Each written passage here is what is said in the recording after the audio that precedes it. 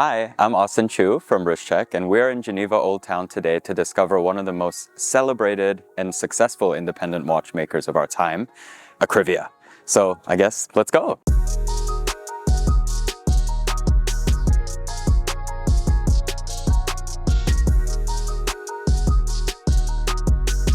Rexhep! Hello. How are you? How are you? Good to see you. Everything going well? Good to see you. Yes. Pleasure. Yes. Welcome. Yeah, it's my first, literally just got off the plane, and it's my first location that I'm Thank you going very to, much. before even the hotel. Welcome. Cool. Welcome. Let's go. Please. Very exciting. So this is where all the magic happens? Yeah, this is the watchmaking part, Mm-hmm. So here, since I started again, my apprenticeship, I dream to being able to doing my watch from A to Z. Mm-hmm. And today really I give the possibility to every watchmaker to doing the watch. So if I start today, I will doing all the decoration, the pre-assembling, assembling, adjusting, and encasing, So today I wanted to leave the possibility to everybody. So you can see, it's not, and I tell this and I'm trying to explain, doesn't mean that it's the best way of doing watches, For me, just a philosophy. Yeah. We have not so much machines, but essentially for the Côte de Genève, perlage, and all of other things we're doing by hand, so inward angles. Mm-hmm. Which is very rare today. Yeah, I think again, doesn't mean that it's the best way, but we love this, to hang all this time. Mm-hmm. We just spoken again yesterday with my team. We have like 7 wheel and RRCC2, so 7 wheel. Wow. We're doing about 140 inward angles in each watch, only on the wheels. Same. So this is really a lot of job. This is really crazy. That's crazy, but it makes every collector and it makes enthusiasts appreciate what you do even more, right? I think so, but at the end, we are a little selfish, but we enjoy doing this. So at the end, we are happy with the results. So that's what's most important, I think. Mm-hmm. No, amazing. So this is your 11th year in your brand. Yeah. And your journey was incredible. You said the first few years were extremely tough, and the journey to this is absolutely insane. And even across the street, what's the best advice that you can give, I guess, for any aspiring watchmaker or anyone wanting to get into this space? Because it couldn't have been easy. It's an inspiration.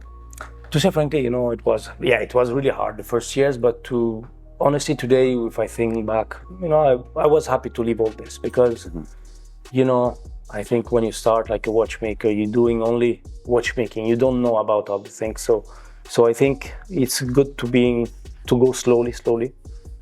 But I believe that, if you are passionate, if you have dreams, if you just keep working, I think one day it will happen, for us.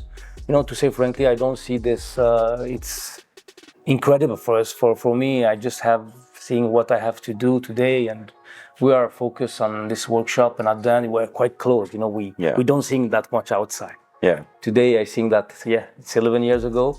Yes, it's a lot of work, but we have so much to do still. So yeah, it is motivation, to say frankly. Exactly. Amazing. So how many people do you have here? So today we are here, we are 8 watchmaker, but we have engineers, we have micromechanician, we have jewelers. So we will see in the other side. Nice. I think so. You will see. So in total, it's a lot of people for just 40 watches a year. So we're 18 people.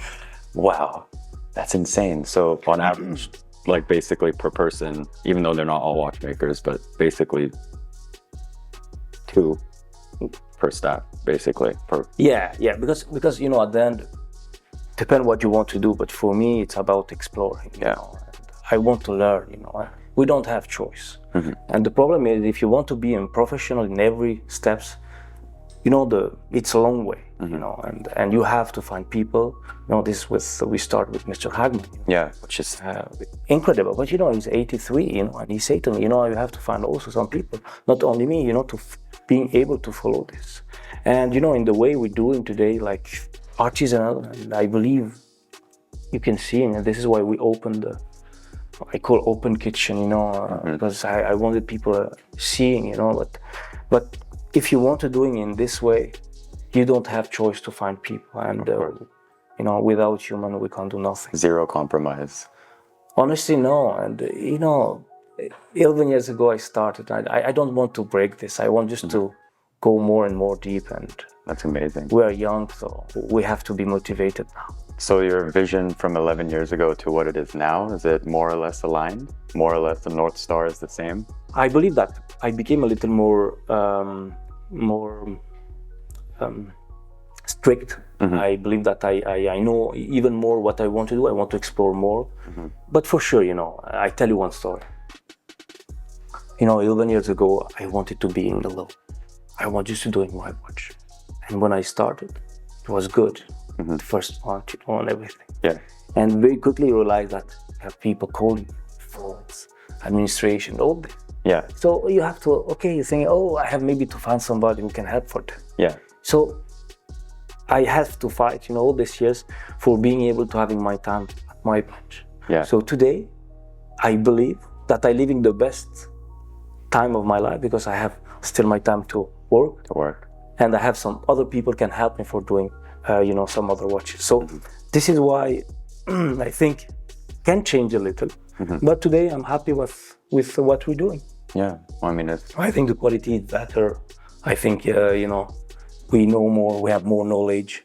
And yeah, you know, I'm just motivated to being able to growing this knowledge. And again, you know, I think if you look at in our life, we're doing babies, we're trying to educate, you know, and I believe that also we have. Yeah. If Mr. Hackman didn't come to us to transmit this knowledge, honestly, we would be not at this point.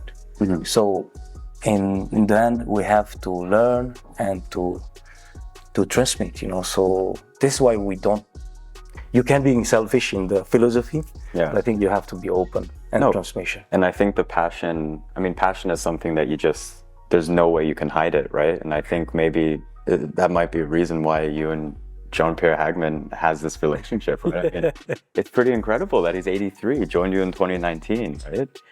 And he's been here, he's right there. He's still making cases, it's incredible. This is frankly, it's one of the, you know, I didn't really spend so much energy for making him to accept this offer, but for me, it's incredible because at 83 today, he's still working here. I'm feeling bad sometimes, you know, but I believe that he's happy, you know. So, yeah, of course. So yeah, it's big motivation, honestly. Yeah. I mean, it's a testament to everything that you stand for. I mean, it's mutual respect. Otherwise, it wouldn't have. Yeah, for sure. He wouldn't have been doing this, right? Yeah, for sure. And so it's incredible. Cool. So should we go over there? Yeah, we go. Thank you. So cool. So, you know, the funny thing is, when we cross the street, and we are in the other side, you will see a little more machines here. Yeah. And this wasn't here last time. When I first came, I think 5-6 years ago, I forgot, this definitely was not here. Oh, sorry, it's closed. So we have to wait for the members. Oh my God, it would be so funny if he opens the door. It would be so funny. Merci beaucoup. Hello. Hello.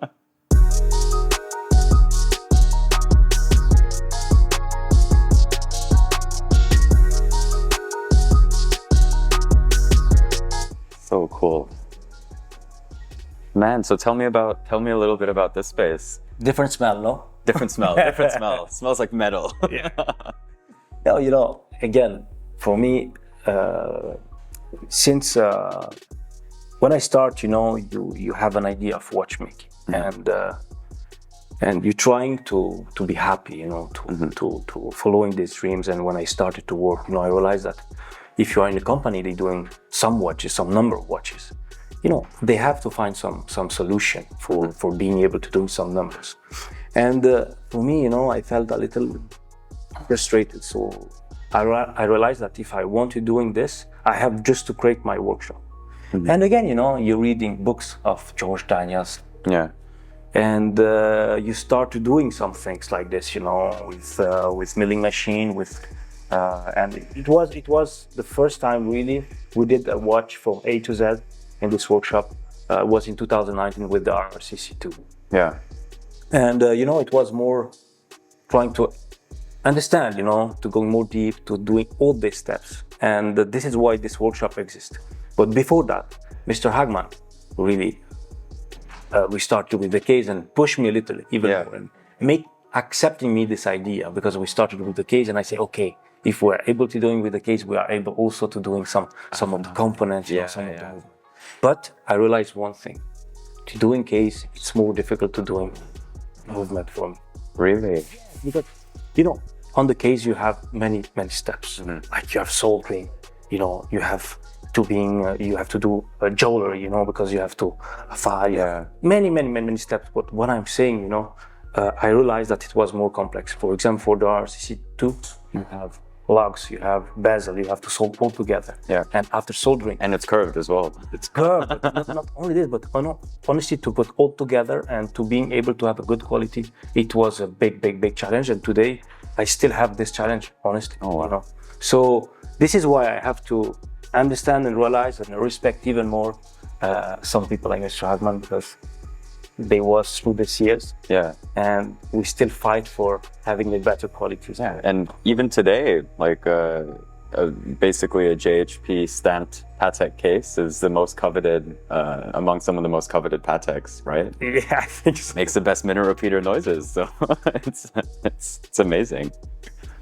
Yeah, but at the end, I think when you are alone, when you work, because he used to work alone, so passionate, you have nothing to do than just trying to find some solution. Yeah. But here we are able to doing a watch. But to say frankly, for some of the components, for example, like screws and things like that, we stop to doing this. We can do it with the prototype, but it doesn't make sense if I come to you and I say my screw costs you 200 Swiss francs. But we are trying to be focused on things that bring more to a watch. But today, all the cases we're doing here in-house, and I'm quite happy to say, frankly. But it's challenging. It's really challenging. Yeah, and it's just. I mean, I've visited a lot of manufacturers, and it's just mind blowing that like all of this space is just for 40 watches. I love it. It's just this is literally what watchmaking is, right? Honestly, sometimes it's hard also because, again, I think if I knew it would be that complex, maybe I will not do it. Honestly. But now today, okay, you started and you have just to go through, and I'm motivated for that. But yeah, it's today, again, you have a jeweler, you have Mr. Hagman, you have micromechanician, we're seeing some engineers, so it's a complete métier, But everything still seems it's all hand operated though. Oh yeah. Which is still doesn't happen today. Oh, I It know. does not happen. Oh my God, I love it. Look at this. I love it. This is for me that. Oh my God. This is real watchmaking. The legendary Jean-Pierre Hagman. Hello, sir. Hello. Salut, man. And, I mean, it's incredible, but you came out of retirement actually to, join forces with Rexhep. I mean, what made you do that? Was it his passion, his work? What was the reason, basically? Alors, mon retour ici, c'est que je ne sais pas rien faire. Je suis toujours obligé d'inventer des choses, construire, imaginer, évoluer, constamment. Alors, ici, je viens tous les matins, mais l'après-midi, j'ai un autre atelier chez moi, privé, où je fais des machines à vapeur. Amazing. Alors, je les imagine et je les construis. Voilà. Alors, une machine à vapeur m'occupe environ 4 mois. Alors, c'est très bien. Puis, si j'ai rien, je recommence une autre. So what's your favorite part about working with Rexhep? Eh bien, découvrir les nouveautés, découvrir ce que Rexhep fabrique. C'est de l'horlogerie de très haut niveau. Et puis, essayer de réaliser, de créer des nouvelles boîtes. Parce que quand même, la boîte, c'est la carrosserie de la montre. C'est un élément important. Alors on essaie de trouver quand même des nouveautés, c'est-à-dire d'imaginer des nouvelles choses, c'est ce qu'on a pu faire. Alors on a imaginé des nouvelles choses avec des outils anciens. Nice. Parce que notre métier de bijoutier boîtier n'existe plus parce qu'il y a des centres d'usinage. Les centres d'usinage ont remplacé tous ces gens qui travaillaient à la main, etc. Alors je suis revenu avec mes vieux outils. On a sorti des outils que tout le monde avait oubliés. Et avec ça, on fait des très belles choses. Voilà. This is an art. I mean, literally, it needs to live on, right? This tradition, and you need people like you in order to do that, right? Otherwise, I'm really lucky. I tell you, but you know, for me, it's a dream. well, thank you so much for sharing, your workshop, your atelier, and also about your journey. And this was an incredibly eye-opening experience, and I'm sure as well for our audience, they would have never seen something done with this much savoir-faire and with this much, I guess, appreciation for the past and pushing it forward for the future. So Thank you very much. thank you so much. Coming for visiting us, and it's a pleasure again. Yeah, Our door are open. exactly. So I guess Take care. see you next time, bro. Yeah, with pleasure. Cool.